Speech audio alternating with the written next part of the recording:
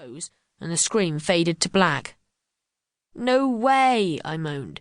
"What was that?" I tried rebooting the computer, but the game wouldn't restart. "Oh, brilliant," I scowled. "It's broken. What am I supposed to do now?"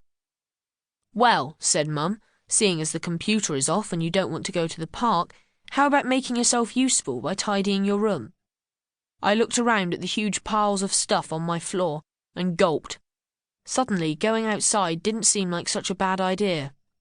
"Can't I go exploring, Mum?" I asked, "if I promise to tidy my room later?" Mum pursed her lips. "I could try out that raft Dad helped me build." She put her hands on her hips. "And you did say I needed some fresh air," I pointed out. "Oh, all right," said Mum, heading downstairs with a sigh. "Just don't be late for tea." Brilliant.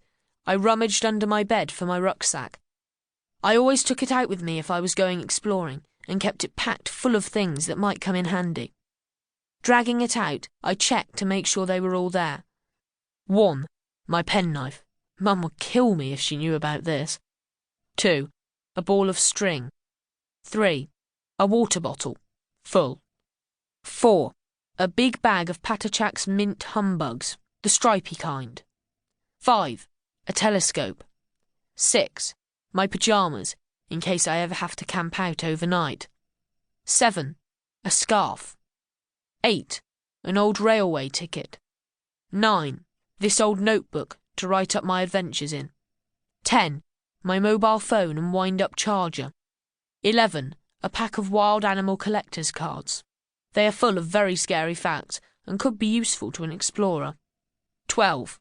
A glue pen to stick any interesting finds in my book. I swung the rucksack onto my back, threw my leg over the banister and slid down into the hall. I'd just grabbed my coat and was running for the door when my nose caught the smell of freshly baked cakes wafting from the kitchen. I couldn't resist sneaking back to steal one off the tray. "See you later, Mum," I yelled, dodging past her and racing for the back door. But if I'd known then what I know now, I would have grabbed the whole tray of cakes, because something tells me I won't be tasting Mum's delicious cooking again for a very long time. But hold on, I'm getting ahead of myself. If this is to be a proper explorer's diary, I need to tell things in the right order, and that means I can't write about all that stuff. Yet. I want this to surprise you as much as it surprised me. I need to explain how I got here and why I don't think I'll be tasting any more of Mum's cakes any time soon. I ran down the path to the bottom of our garden, pushed past the weeds at the side of the shed, and stepped up onto the bank of the stream. I untied my raft, used the wooden oar to push my way through the reeds that grew thick from the bank, and began to paddle downstream. There was no one else around, but I didn't mind. I decided to see if I could make it all the way to the main river. Up a creek. I soon realised that finding my way wasn't going to be easy. The stream was so full of rain from the thunderstorm that it had burst its banks. Muddy water was swirling through the reeds and tree roots at the bottom of next door's garden, and the waste ground on the far bank was all flooded.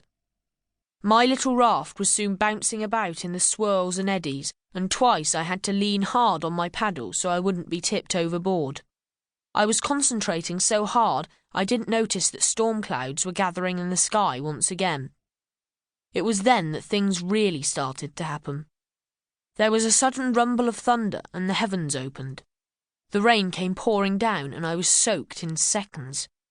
The stream began churning with froth, and before I could paddle for the bank, my raft was swept along in a surge of floodwater. It was pointless trying to paddle, so I raised the oar out of the water and wham! A huge bolt of lightning shot from the clouds. It flashed down onto the end of my upraised paddle and sent a judder dancing right through my body. Whoa! My limbs kicked and tingled with energy, and then I was slammed down onto the raft as the fork of brilliant light passed right through me, fizzing and cracking along the stream until it disappeared from view. I lay still for a moment as the raft spun in crazy circles. Then I sat up very carefully, heart racing, and quickly inspected myself for damage. Amazingly, I seemed to be completely unharmed. I was just struggling to my...